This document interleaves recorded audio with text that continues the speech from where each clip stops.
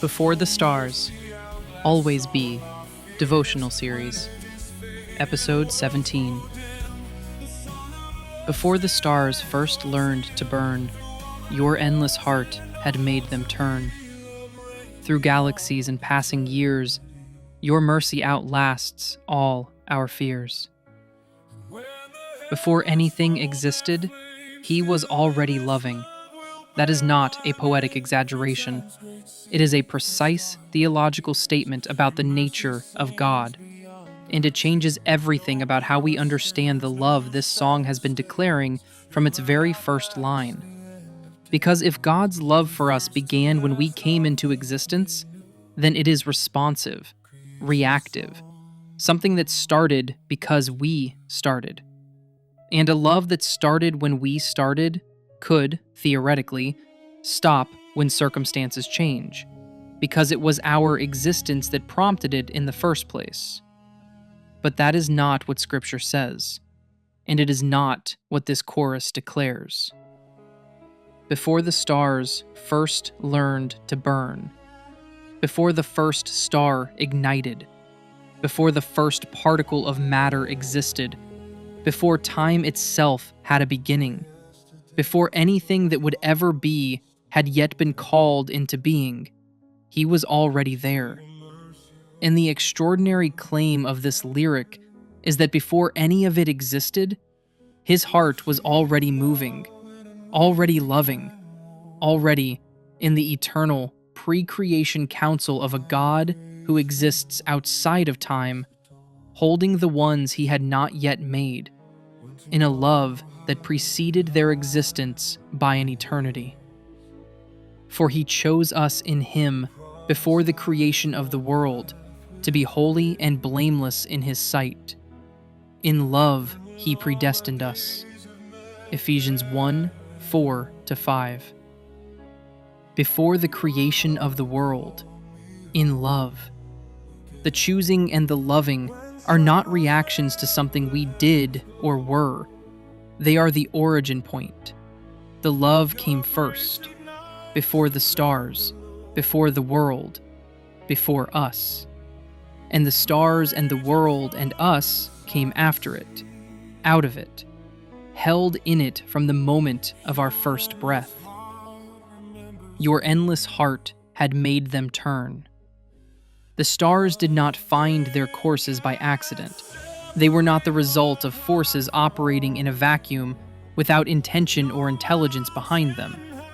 The same God whose heart was already loving before creation spoke, and the stars came into being, and not just into being, but into order, into pattern, into the extraordinary, mathematically precise, breathtakingly complex arrangement that is held across billions of years without deviation from the courses set at the beginning. The stars learned to burn because He taught them.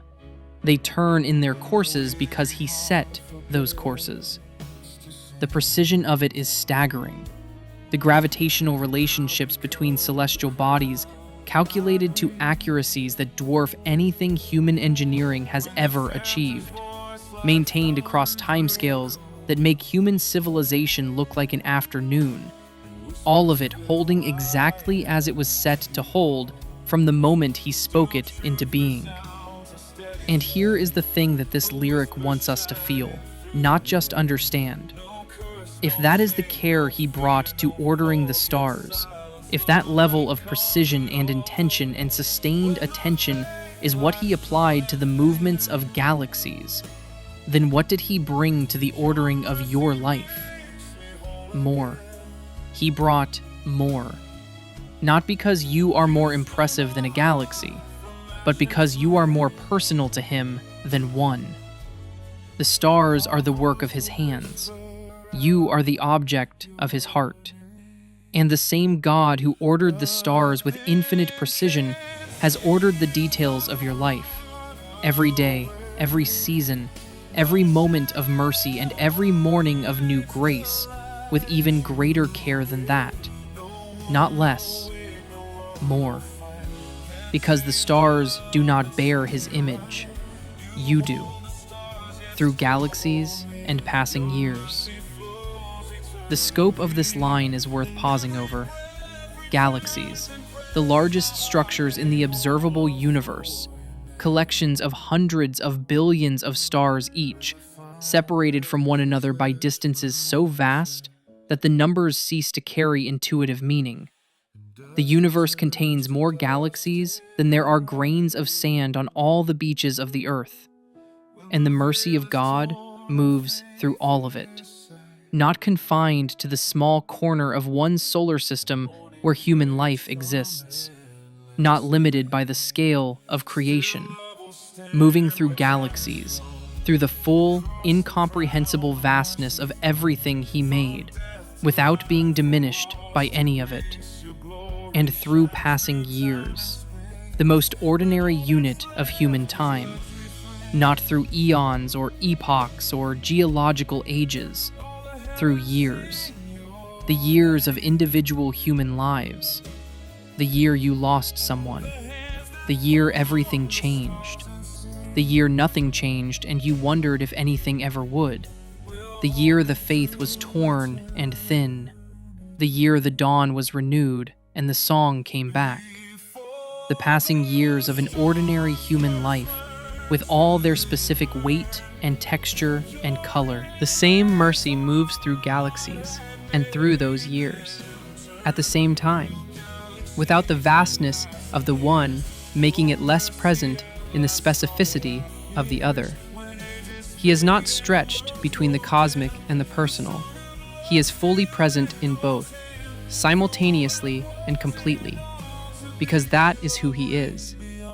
That is the mercy this lyric is declaring, not a mercy scaled to the smallness of human experience, a mercy that spans galaxies and still finds the specific year you needed it most, and was there, fully, without having divided itself to get there. Your mercy outlasts all our fears. Every fear we have ever carried has a lifespan, the fear of the unknown future. It ends when the future arrives and becomes the present. The fear of loss. It ends, one way or another, when the thing feared either passes or comes to pass. The fear of not being enough. It ends when we finally, fully, receive the truth that our enoughness was never the point. The fear of death. It ends at the morning that breaks from the endless night, when the last enemy is swallowed up in victory, and there is simply nothing left to fear. Every fear, however large and however real, and however long it has been with us, has a finishing point, a moment where it reaches the end of itself and gives way to whatever comes after it. Mercy has no such moment.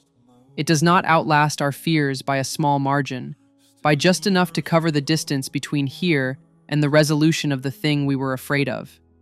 It outlasts them permanently, infinitely, by the full measure of eternity. Every fear will eventually exhaust itself and be gone. The mercy will still be flowing. Every anxiety will eventually reach its conclusion. The mercy will still be there on the other side of it, exactly as present and exactly as sufficient as it was before the fear began. There is no fear in love, but perfect love drives out fear. 1 John 4:18. Drives out, not coexists with, not tolerates for a reasonable period before eventually making peace with. Drives out, actively, decisively, permanently. The perfect love that has been present since before the stars burned does not make room for fear as a permanent resident. It moves through the fear the way mercy moves through galaxies, fully, completely, without being diminished by what it moves through, and comes out the other side still flowing. Here is what I want to say simply, because sometimes the simple version is the truest version. God thought about you before the stars existed. He ordered the cosmos with infinite precision, and He ordered your life with even greater care than that. He has been present through every galaxy and every passing year, through every season of your life that felt ordinary and every season that felt impossible. His mercy has been flowing through all of it, without interruption, without diminishment, from a source that existed before anything else did. And every fear you have ever carried, the ones you carry right now, today, in this season, is already outlasted by that mercy. The mercy was there before the fear arrived. It will be there after the fear has spent itself and gone quiet. It is there right now, in the middle of the fear, flowing through it the way it flows through galaxies, fully, completely, without the fear being strong enough to stop it, or redirect it, or cause it to run dry. The same heart that made the stars turn is the heart that is turned toward you, with more care than he gave the stars, with a mercy more powerful than anything you have ever been afraid of. That mercy is not running out. It was there before the beginning, and it will be there past the end, flowing through everything in between, including exactly where you are right now. Rest in that. He had you in his heart before he made the stars, and he has not stopped holding you there since. Your mercy makes me whole again. You stir my heart from ash and flame. My voice will whisper